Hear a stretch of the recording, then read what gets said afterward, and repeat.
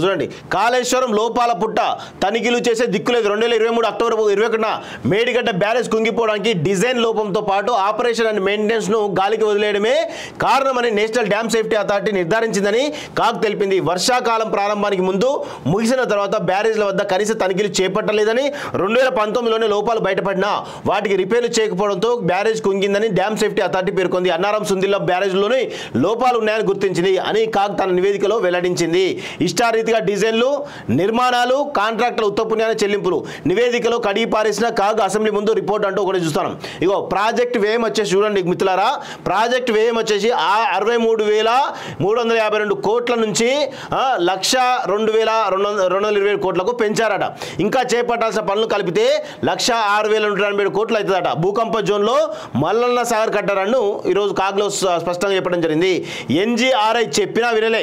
పంపులు, మోటార్ల కొనుగోలులోనే 2,600 కోట్ల అక్రమాలు జరిగినాయట. ఇంకెక్కడ జరిగినాయి? ఓన్లీ పంపులు, మోటార్ల విషయంలో చూసుకుంటే ఇంత అవినీతి జరిగింది అంటే ఎన్ని వేల కోట్ల అవినీతి జరిగిందో అర్థం చేసుకోవాలి.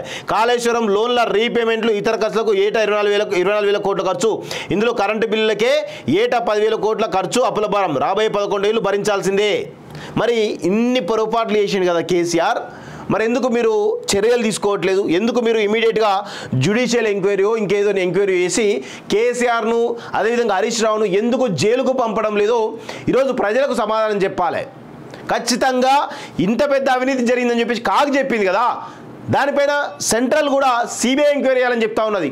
మీరు కూడా ఖచ్చితంగా దానిపైన మా సిబిఐ ఎంక్వైరీ కాకపోతే ఇక్కడ ఉన్నటువంటి ఏదైనా ఉందో దాన్ని ఖచ్చితంగా ఎంక్వైరీ చేసే విధంగా పకడ్బందీ ఎంక్వైరీ చేపించి కేసీఆర్ని అదేవిధంగా హరీష్ రావుని సంబంధిత అధికారులు ఎవరైతున్నారో వాళ్ళందరినీ కూడా జైలుకు పంపాల్సిన అవసరం ఉంది. అది ఎప్పుడు చేస్తారో కాంగ్రెస్ పార్టీ తేల్చుకోవాల్సిన అవసరం ఉంది.